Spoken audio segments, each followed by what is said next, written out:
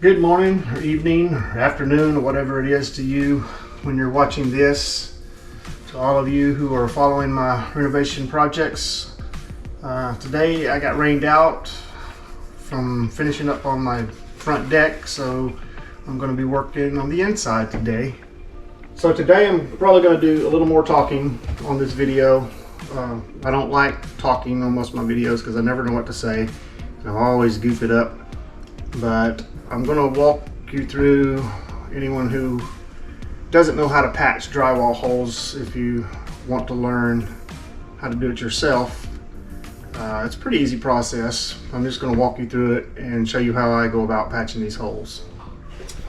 I've got this hole where there used to be a light switch here of some sort for some reason. Don't even know what it went to, but we've got to patch this hole, and I've got the hallway primed and ready to put my texture on the walls and to get fresh paint on the wall. So I have a new air conditioning vent, return air grill here. That thing's nasty.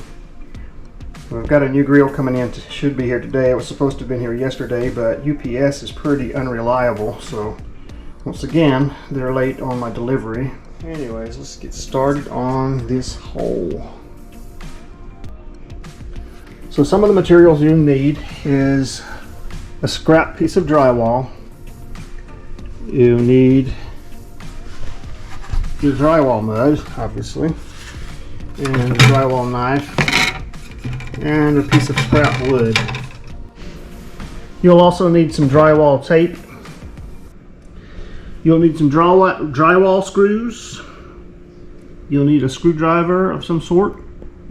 Like using my electric screwdriver, my drill gun, and this razor blade knife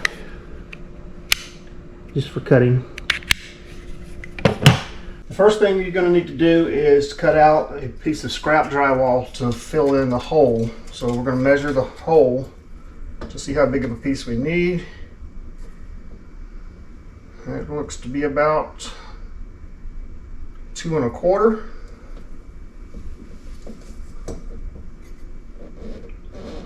By about 4 inches. And I might have to do some trimming on that, just trim it out a little bit, but I'm going to go 2 1/4 by 4 inches. Okay, so I'm ready to make my cut. So I'm going to measure up 4 inches, and one of the things that you will need is a razor blade, utility knife, and the light won't start going off on me. So, got my little piece there, and we'll just trim it up.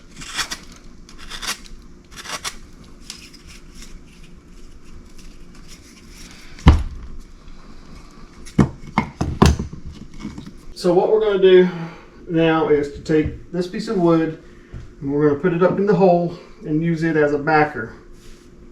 And using our drywall screws, we'll screw into it and hold it in place. Okay, so I did have to adjust my board here off camera. I had to cut it down because it wouldn't fit up in the hole. It was bumping against the wall inside. So I've got it cut down to size now. One little tip that I like to do is to put a screw in the middle and use it as a handle so I don't drop the board down in the wall.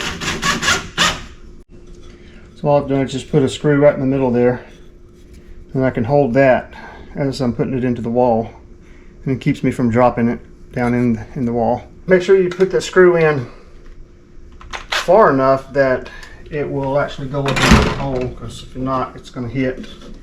You may not be able to get it in there. I'm going to unscrew that screw just a little bit, so I've got something more to hang on to. So now I'll put my drywall screw in the top.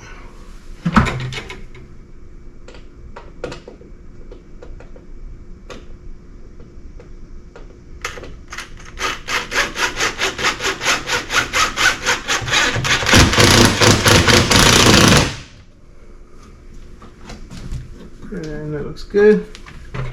And I'll put one at the bottom.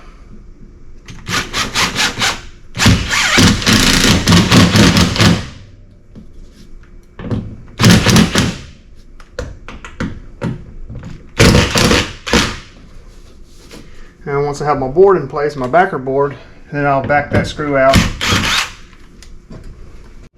So now I'll take my piece of drywall that I've cut out and I will fit it in there. It's going to be a little bit too big, so I'm going to go down and mark this a little bit and just trim that up, square that up a little bit.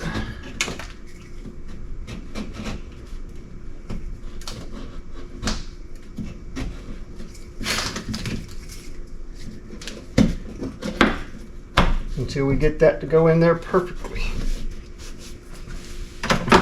Now I'll take another drywall screw and I'll just run a screw right there in the center.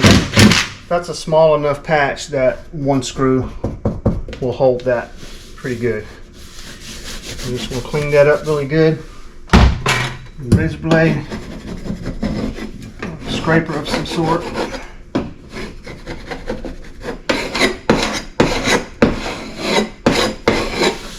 Sure that's nice and flush, clean. Now the next thing we want to do is put our tape on it.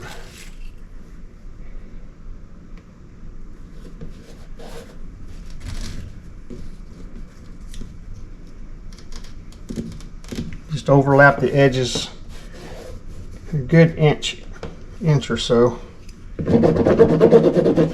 then just press that on. Make sure you get any little strings out of it.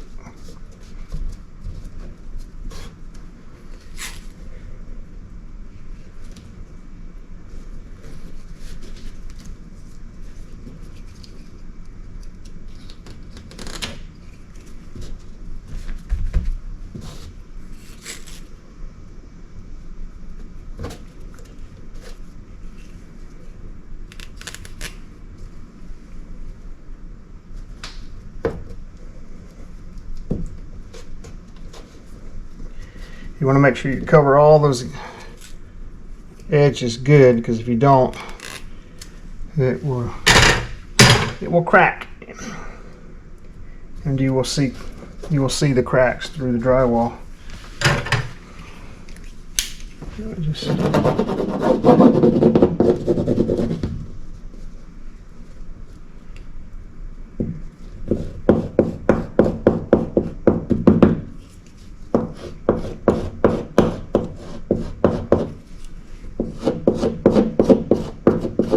Press that in as best you can. You want it to get that to stick.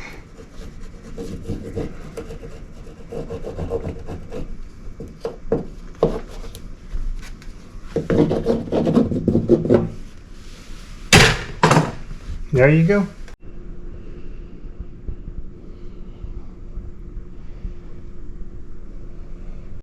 Okay, so I use this all-purpose drywall compound, or joint compound.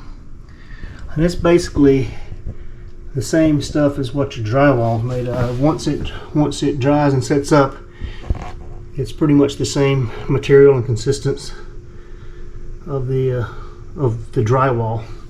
So you'll see in my cut here, in my patch here, you'll see a pretty big gap right there and a little small gap over here.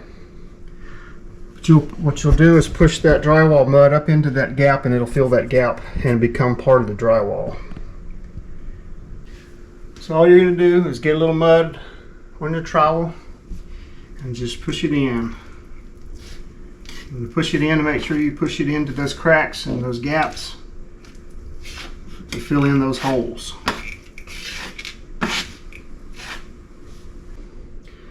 Now, I don't like doing a lot of sanding on this, so the first coat, you want to keep it fairly thin. Just enough to fill in your hole, and your kind of give a real thin coat over your drywall. So you see, you can still see the tape through what I've done right there so far, but there's very little over here where it would just need minimum sanding. So we'll let that sit up and then we'll come back and we'll put another coat on top of that. And you'll probably have to put anywhere between 2 to 3 coats. Okay, this has had time to set up now, so I'm just going to lightly sand this down with my drywall sanding block here, just around the edges. You don't want to take anything off that tape right there because that needs to stay on, but around the edges you're just going to smooth that up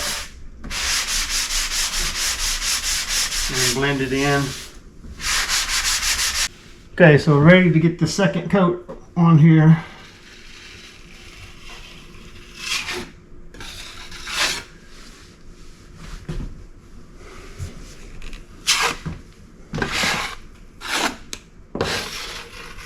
Smooth that up. Again, we'll let that set up and we'll put a third coat on. Like I said, it'll take 2 to 3 coats to get it where we need it to be. Okay, so this patch has had time to set up now, and so I'm going to sand this down and probably put one more final coat of joint compound on top of this. Smooth it up really nice. It's already starting to look pretty good. And that's very little sanding when you apply the joint compound properly. You don't need to sand that much. So.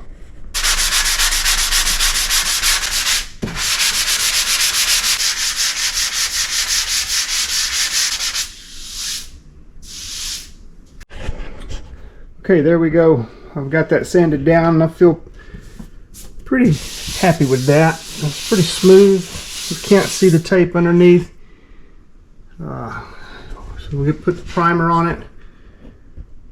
Once we prime it, if it appears like it needs some more, you can always go back and add a little more, but you'll be able to tell a little bit better about it once it's primed. But that's ready to go. And that's how you patch up a hole in your wall.